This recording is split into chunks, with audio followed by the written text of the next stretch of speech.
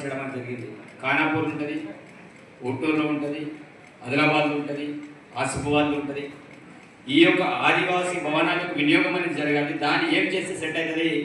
ఈరోజే మనం మాట్లాడి వచ్చే ఒక ప్రపంచ ఆదివాసీ దినోత్సవం ఆ కార్యక్రమం అక్కడ జరగాలి.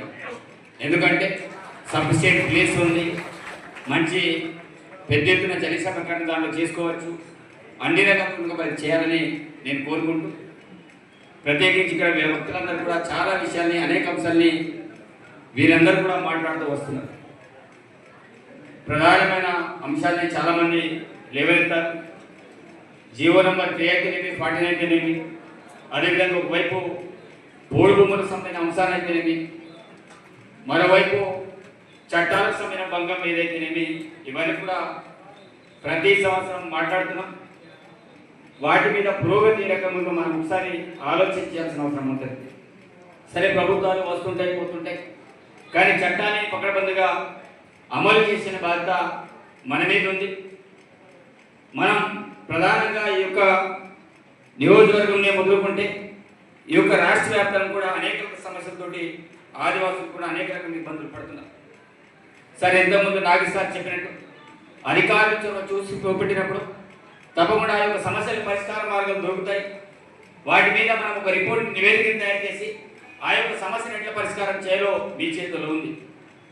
ఎందుకంటే ప్రధానమైన సమస్య ఆ రోజు నుంచి మొదలుకుంటే ఈ రోజు వరకు కూడా బిర్సా ముండనే కావచ్చు, రామ్జీ గోడే కావచ్చు, కుమ్రా భీమే కావచ్చు, వీరి యొక్క పోరాటం ఎందుకు జరిగినాయి, దేనికోసం జరిగినాయి, ఇంకా వారిని స్ఫూర్తిగా తీసుకొని ఆదివాసులు ఇంకా చైతన్యవంతమై ఇంకా పెద్ద ఎత్తున నినాదించడానికి ఆదివాసులు ఎందుకు సిద్ధమవుతున్నారని ఆలోచించాలి. మరి పోయినసారి ప్రపంచ కలెక్టర్ గారు పోయినసారి చిన్నగా జరిగింది, ఈసారి కూడా అదే రకంగా జరిగింది అని అనుకుంటున్నారు. వాస్తవంగా ఆదివాసులు ఇంకా చైతన్యవంతులు అవుతున్నారు. ఉన్న హక్కుని కాపాడడానికి వారి యొక్క ప్రయత్నం ఏదో విధ్వంసమో ఇంకేదో చేయాలనో ఆలోచన లేదు. ఒక శాంతియుత మార్గంలో మన హక్కులు మనకు కాపాడబడాలి, మన జీవులను కూడా మనకు తిరిగి రావాలి, ఒక ప్రభుత్వాన్ని చైతన్యపరచాలనే ఆలోచనతో ఈరోజు ఆదివాసులందరూ కూడా రాష్ట్ర వ్యాప్తంగా కూడా ఈరోజు చైతన్యపడుతున్నారు. ఈ చైతన్యం కావడానికి కారణాలు ఏంటి? ఈరోజు మనం విశ్లేషణ చేయాలి. ఈరోజు ప్రతి ఒక సంఘటన జరుగుతుందంటే ఆ సంఘటన చేయడానికి అనేక కారణాలు ఉంటాయి. ఈరోజు ఆ సంఘటన జరుగుతుందంటే కారణం ఏంటి? ఈరోజు అధికారుల వైపు తప్పిదమా, లేకపోతే ఆదివాసుల వైపు తప్పునా, ఎవరి వైపు తప్పిదం ఉందో ఈరోజు మనం ఆలోచన చేయాల్సిన బాధ్యత మన మీద ఉంది. వాస్తవంగా ఈరోజు సోయంబాబు గారి వేదిక మీద ఉన్నారు. వారి నాయకత్వంలో రాష్ట్ర వ్యాప్తంగానే కాకుండా ఢిల్లీ స్థాయిలో వెళ్ళి మేము ఉద్యమాలు చేసాం, అక్కడ పెద్ద ఎత్తున కార్యక్రమాలు చేసాం. రాజధాని కేంద్రంగా హైదరాబాద్లో పెద్ద ఎత్తున కార్యక్రమాలు చేసాం. అక్కడనే కాకుండా ఢిల్లీ లెవెల్లో పోయి కార్యక్రమాలు చేసాం. కానీ ఉన్న చట్టాలను కూడా మన నుంచి దూరం అవుతున్నాయి తప్ప ఏ చట్టం కూడా తిరిగి వచ్చే పరిస్థితులు లేవు. అందుకే ఈరోజు మనం చెప్పినట్టు పోలీస్ ఇంప్లిమెంట్ వచ్చింది. మొన్ననే సీతక్ గారు ఫోన్ చేశారు. సరే, జీవోలు బట్టి కొట్టుకుపోయింది, కానీ పార్టీ జీవో ద్వారా ఈరోజు ఇంప్లిమెంట్లో మన వాళ్ళ కోసం మనం మాట్లాడకపోతే ఈరోజు మన వాళ్ళకి చాలా మంది ఉద్యోగాలు వచ్చే అవకాశాలు లేవు. కనీసం ఆ విషయంలో మనం మాట్లాడాలని నాతోటి మాట్లాడి ఎమ్మెల్యే ట్రైబల్ ఎమ్మెల్యేతో మాట్లాడమని నాకే సమన్వయం చేయమని చెప్పింది. కానీ మీరు చూసారు ఈ 2-3 రోజులు జరిగిన పరిణామాలు.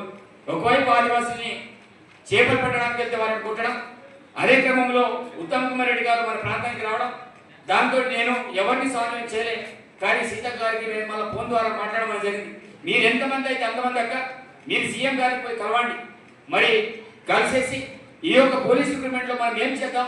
ముఖ్యంగా ఆదిలాబాద్ నుంచి మొదలుకుంటే ఖమ్మం, వరంగల్, షెడ్యూల్ ప్రాంతం, అక్కడ నుంచి చెంచు నుండి మహబూబ్ నగర్, ఈ ప్రాంతాన్ని ముఖ్యంగా ఐడియా ఉన్న ప్రాంతాల్లో వీళ్ళకి రిక్రూట్మెంట్ విషయంలో మనం మాట్లాడకపోతే నష్టం జరుగుతుందని సీతక్ గారు చెప్తే మొన్ననే సీఎం గారితో మాట్లాడి దీనిలో ఒక నిర్ణయం మరివేగా చీఫ్ సెక్రటరీ గారిని కలిసారు. ఉస్మానియా సంబంధించిన ప్రొఫెసర్ కిషోర్ గారు కావచ్చు, ఆప్కా నాగేశ్వర కావచ్చు, వారందరూ పోయి కలిసి ఈ యొక్క పోలీస్ రిక్రూట్మెంట్ విషయంలో వాళ్ళందరూ కూడా కలిసి మాట్లాడడం అనేది జరిగింది. కాబట్టి ఆ రోజుల్లో నాగేశ్వర హయాంలోనే ఆ జియో నెంబర్ తీసుకురావడం జరిగింది. కానీ ఆ రోజులు దాన్ని చట్టబద్ధ కల్పించడంతో ఈ రోజు దాని మీద కోర్టుకు వెళ్ళేసి దాన్ని కొట్టివేసే పరిస్థితి వచ్చింది. వాస్తవ డిగ్రీగా ఆలోచించారు కాదు. ఆ రోజులు ప్రత్యేకించి షెడ్యూల్ ప్రాంతాన్ని ఏర్పాటు చేసిన తర్వాత ఈ ప్రాంతానికి ప్రత్యేకమైన వసతులు కావచ్చు, ప్రత్యేకమైన భౌగోళిక సౌరభం కావచ్చు, ఈ ప్రాంతాన్ని ప్రత్యేకించి ఏర్పాటు చేయడం అనేది జరిగింది.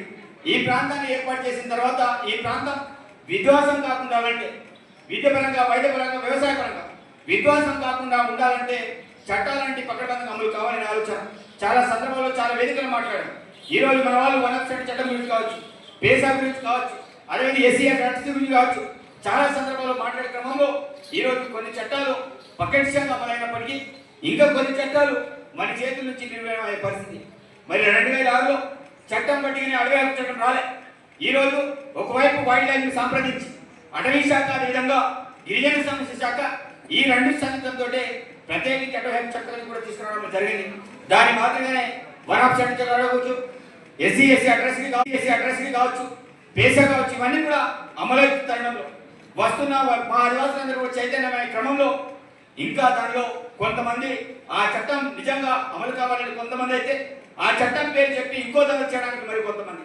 ఈ క్రమంలో ఈరోజు ఎస్పీగా వచ్చిన తర్వాత మీరు ఒక సమూలమైన మార్పులు తీసుకురావడం జరిగింది. అందుకే మీకు అనేక సందర్భాలు నేను చెప్పిన, కలెక్టర్ గారికి చెప్పిన, కలెక్టర్ గారికి కావచ్చు, ఎస్పీ గారికి ఒక మంచి పేరు ఉంది. ఈరోజు జిల్లాని సమర్థవంతంగా నడిపిస్తున్నారు. ఇదే ఒక క్రమం ఈరోజు రాష్ట్రంలో మంచి పోలీసులు వెళ్తారు. ఈ ప్రాంతంలో రావాలంటే అధికారులు కొన్ని ఇబ్బందులతో వెళ్తారు, కానీ వెళ్ళేటప్పుడు వారి బాధతో వెళ్తారు. అది ఈ ప్రాంతాన్ని వెళ్ళి వదలకూడదని అనిపిస్తుంది. అదే క్రమంలో ఈ ప్రాంతంలోని సమస్యని మీరు ఏ రూపంలో రిపోర్ట్ రాసి మీరు ప్రభుత్వానికి పంపిస్తారో అదే రకంగా ప్రభుత్వాలు కూడా సన్నద్ధమై ఈ ప్రాంతంలో సమస్యని పరిష్కారం చేయడానికి ఆస్కార మార్గాలు ఉన్నాయి. కాబట్టి జియో నెంబర్ 3 విషయంలో ముఖ్యంగా ఐటీ ప్రాంతం మన ప్రాంతంలో ఉంది. ఉమ్మడి ఆదిలాబాద్ జిల్లాకు సంబంధించిన నిర్మల్ జిల్లాకి పరిధి లేదు, కానీ మంచిర్యాల కావచ్చు, ఆసిఫాబాద్ కావచ్చు, ఆదిలాబాద్ కావచ్చు, ఎక్కడెక్కడైతే షెడ్యూల్ ప్రాంతం ఉందో అక్కడెక్కడ ఏదైతే ఆదివాసీ సమాన పాటించే విషయంలో మీరు ఏ రకమైన నిర్ణయం తీసుకున్నారు. ఇంతకుముందు నాగేష్ సార్ చెప్పినట్టు general body government body meeting జరగాలి. 100% ఇంతకుముందు యొక్క శాఖ ముఖ్యమంత్రి గారి చేతులు ఉంది. మరి ఇప్పుడు ఆ శాఖ మరి అడ్లూరి లక్ష్మణ్ చేతి మీకు రావడం అనేది జరిగింది. మేము మంత్రి గారిని కోరినాం, ప్రత్యేకించి జియో నెంబర్ 3 విషయంలో మేము సెక్రటరీ కేంద్రంగా మరి ట్రైబల్ కమిషనర్ ఆఫీస్లో కూర్చొని మాట్లాడి జియో నెంబర్ 3 విషయంలో ప్రత్యామ్నాయ మార్గం చూపాలని మేమంతా కూడా మాట్లాడమని జరిగింది. కాబట్టి ఈ యొక్క వారం రోజుల క్రితమే మంత్రి గారు వచ్చేది ఉండే, రివ్యూ మీటింగ్ పెట్టేది ఉండే. నేను చెప్పిన మంత్రి గారికి తప్పకుండా రివ్యూ మీటింగ్ పెట్టాల్సిందే. జియో నెంబర్ 3 అయినా సరే, అదేవిధంగా ఐటీ అయినా సరే, వీటిని బలోపేతం చేయాలనే అంశాన్ని నేను మంత్రి గారికి మాట్లాడడం జరిగింది. త్వరలోనే ఆ యొక్క అంశాన్ని ఇక్కడ మంత్రి గారిని పిలిపించుకొని మాట్లాడతాం. అదేవిధంగా రాజశేఖర వ్యవస్థ రాష్ట్రంలో ఎక్కడ కూడా ఆ రోజు నుంచి మొదలు ఈ రోజు వరకు కూడా ఎవరు కూడా సీఎం దగ్గర తీసుకెళ్లి కలిపేలే. కానీ నేను మాట్లాడిన తర్వాత అందరినీ సమయం చేసుకొని సంఘ బాధ్యతతో పాటు రాజశేఖర పెద్దలందరూ కూడా సెక్రటరీలో తీసుకెళ్లేసి మాట్లాడడం జరిగింది. రాజశేఖర భవనాలకు సంబంధించిన అంశం ఈ రోజు ఒక నమూనాని మేము తయారు చేయడం అనేది జరిగింది. ఇప్పుడు ఆ యొక్క కమిషనర్ గారు దివ్యాదేవరాజు గారు ఉన్నారు. త్వరలోనే ఆదివాసీ భవన్లో ఏవైతే రాజశేఖర భవనాలు మంజూరు చేస్తూ మీకు త్వరలోనే జీవనోపాధులు ఈ సందర్భంగా మీకు తెలియజేస్తున్నాను.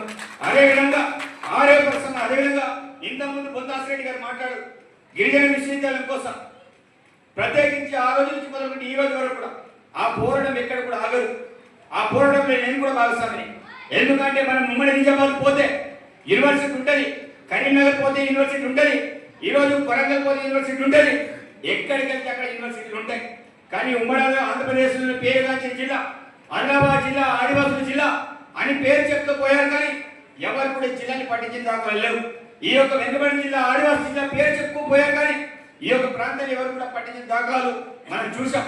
అందుకే గౌరవ ముఖ్యమంత్రి గారు ఆదిలాబాద్ ఉమ్మడి ఆదిలాబాద్ జిల్లాని ఒక దత్తత జిల్లా తీసుకొని పారిశ్రామిక వాడగా ఆదిలాబాద్ని అదేవిధంగా ఎయిర్పోర్ట్ని ఆదిలాబాద్లో కావచ్చు, యూనివర్సిటీని ఉద్యోగులు కావచ్చు ఏర్పాటు చేయాలని ఒక సంకల్పంతో ఉన్నారు. అందుకే ఆ రోజులో ప్రత్యేకించి నేను కూడా విద్యాసంఘ నాయకుడిగా ఉమ్మడి ఆదిలాబాద్ జిల్లాలోనే బస్సు యాత్ర కార్యక్రమాలు కావచ్చు. 2014లో మొదటిసారిగా జోడేగాడి కేసీఆర్ వచ్చినప్పుడు ఆ రోజుల్లో కేసీఆర్ గారిని కలిసి మేము వినతి పత్రం ఇచ్చిన తర్వాత నేను తప్పకుండా ఒట్టూరు కేంద్రంగా విశ్వవిద్యాలయాన్ని ఏర్పాటు చేస్తానంటే ఆనాటి కలెక్టర్ అహ్మద్ బాబు గారు ప్రత్యేకించి ఉట్టూరు కేంద్రంగా మనకి 350 ఎకరాలు సర్వే చేసి పంపిన రిపోర్ట్లు ఇప్పటికీ నా చేతులు ఉన్నాయి. అదే విషయాన్ని మీకు నాగేష్ గారు కూడా మీకు చెప్పడం అనేది జరిగింది. కాబట్టి ఆ యొక్క భూమి ఈరోజు పారిశ్రామికంలో ఉంది, అది మీ దృష్టికి తీసుకొస్తున్నా.